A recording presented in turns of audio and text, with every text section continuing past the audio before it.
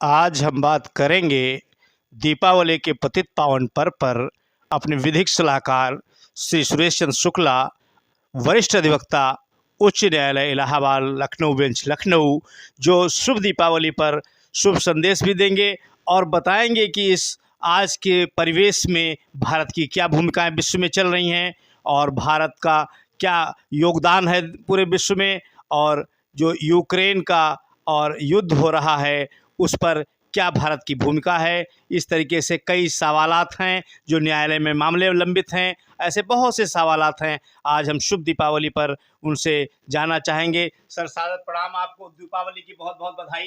आप सबको, पूरे देशवासियों को हमारी तरफ से दीपावली की बहुत बहुत शुभकामनाएं।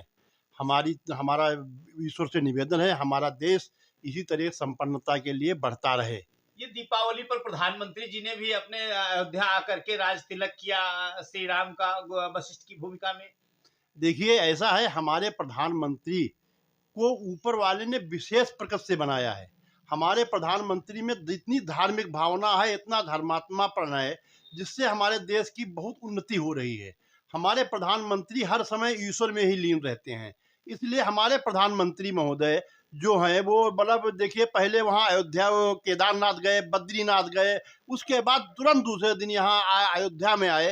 राम की नगरी है, राम का राजधानी है, वो राम की जन्मभूमि है। वहाँ पर आकर के विश्व का रिकॉर्ड कायम किया। 17 लाख दीपक जलाए गए, वहाँ इतिहास कायम हो गया। ये ऊपर वाले की उन पे बहुत ही कृपा है, और ऊपर वाले की, ईश्वर की हमारे देश पर भी कृपा है, जिससे ये सारे हमारे देश जो है वर्तमान में विकास की ओर बढ़ रहा है।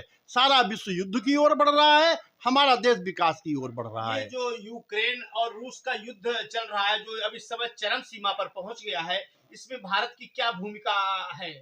देखिए, यूक्रेन और रूस का जो युद्ध है वो मात्र अमेरिका की देन है।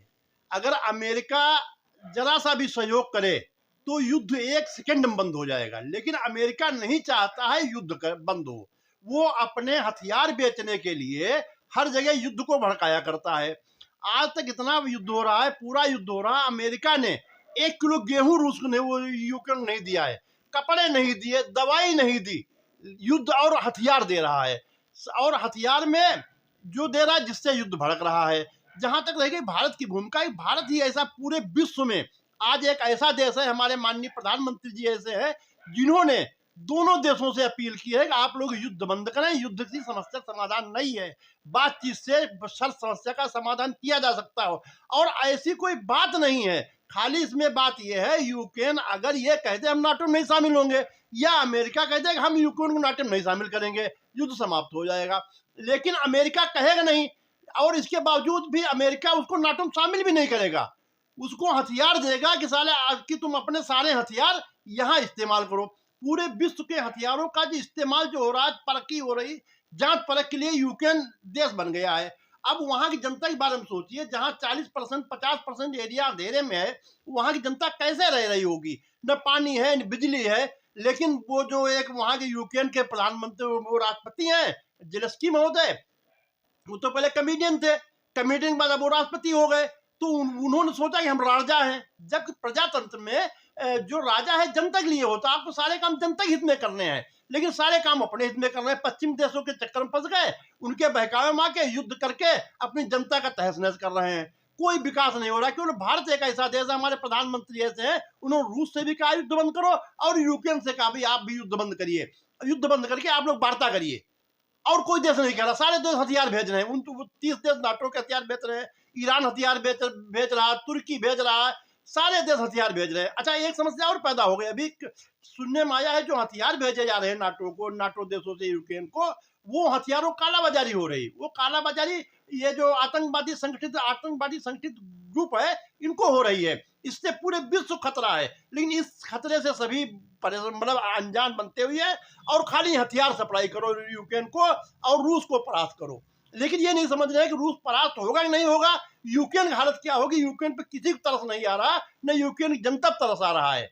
हमारे हिसाब से यूक्रेन को चाहिए कि आज ही मना कर दे, भैया मुझे नाटो में नहीं शामिल होना है। यूक्रेन की पूरी भूमि बंजर हो रही, करोड़ों रुपए की बिल्डिंगें गिर रही हैं, लोगों के निवास स्थान गिर रहे हैं, अब लोग बेचारे कहाँ जा रहे हो, आज तक उसकी न्यूज नहीं आने दी जा रही। इतना है यूक्रेन की न्यूज नहीं कोई आ रही। रसिया में अगर एक चीज भी कहीं हो जाए तुरंत न्यूज आ जाएगी कि रसिया की जनता विरोध कर रही है युद्ध का। लेकिन यूक्रेन जनता, जहां पूरे दुनिया के बम गिर रहे हैं, वहां की जनता विरोध कर रही है या नहीं कर रही है, उसका कोई महत्व, कोई बात नहीं आ रही है। आप देख रहे हैं उच्च न्यायालय के वरिष्ठ अधिवक्ता श्री सुरेश चंद्र शुक्ला जी बोल रहे हैं और वो बता रहे हैं किस तरीके से कार्य कर रहे हैं। और हम आजकल ये भी जानना चाहेंगे कि ये जो न्यायालय में आजकल बहुत से मामले लंबित पड़े हुए हैं और इस पर भी तो मैं ध्यान आकर्षित करना चाहूँगा, चूँकि आप अधिवक्ता हैं और वरिष्ठ अधिवक्ता हैं और कानून से जुड़े हुए हैं, कि इस तरीके से सर मामले काफ़ी क्या लंबित नहीं है, क्या इस पर ध्यान देना चाहिए मतलब जजों को या न्यायपालिका को या सरकारों को? देखिए बिल्कुल सही बात है, बहुत पेंडेंसी है, पेंडेंसी कोई ज़्यादा नहीं है। जिस हिसाब से जनता आबादी बढ़ रही है उस हिसाब से पेंडेंसी नहीं है, पहली बात। दूसरी बात यह है कि इस पेंडेंसी का मतलब यह है कि हमारी देश की जनता को न्यायपालिका पे भरोसा है। एक कहावत कही गई, जहां सामान बढ़िया मिलता ग्राहक वहीं जाता है।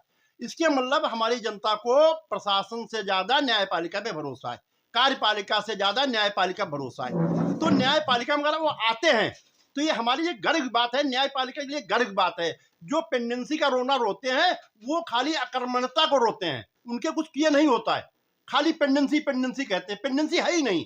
पेंडेंसी का है कि भाई जितनी पहले आबादी थी उतने जजेस हैं, आज जजों की संख्या नहीं बढ़ाई गई। जो जजेस हैं माननीय न्यायाधीश, उनपे भी जो संख्या है, जो सेंक्शन स्ट्रेंथ है, उससे भी कम बैठते हैं, उससे भी कम नियुक्ति है। तो इसलिए इनको सबको देखते हुए पेंडेंसी बिल्कुल नहीं है। हाँ, न्यायाधीशों की कमी है। सरकार चाहिए न्यायाधीशों को एलिवेशन करे, न्यायाधीशों की नियुक्ति करे, माननीय न्यायाधीश आएंगे, काम का निस्तारण होगा। लेकिन पेंडेंसी ज्यादा है, इसका रोना नहीं रोना चाहिए। ये तो हमारी जनता का, न्यायपालिका का भाग्य है कि न्यायपालिका में लोगों को विश्वास है। अगर भाई वादकारी नहीं रहेगा तो न्यायपालिका समाप्त हो जाएगी। तो न्यायपालिका को ये खुश होना चाहिए कि हमारे ऊपर जनता का इतना भरोसा, न्याय पाने के लिए लोग आते हैं हमारे पास। इसलिए हमारा कहने का मतलब भाई पेंडेंसी नहीं है, लेकिन हाँ जजों की स्ट्रेंथ कम है, उसको पूरा किया जाए तो कोई पेंडेंसी नहीं रहेगी। देखिए बहुत अच्छी बात बताई श्री सुरेश चंद्र शुक्ला जो हाई कोर्ट के सीनियर एडवोकेट हैं कि प्रेगनेंसी बिल्कुल नहीं है, इसमें इसकी बात नहीं, न्यायाधीशों को बढ़ाया जाना चाहिए जिससे कार्य का विस्तारण हो और उनको कार्य मिले और जिससे ज़्यादा कार्य निपटाया जा सके। आप देख रहे थे RNT न्यूज़ चैनल लखनऊ से रिपोर्ट।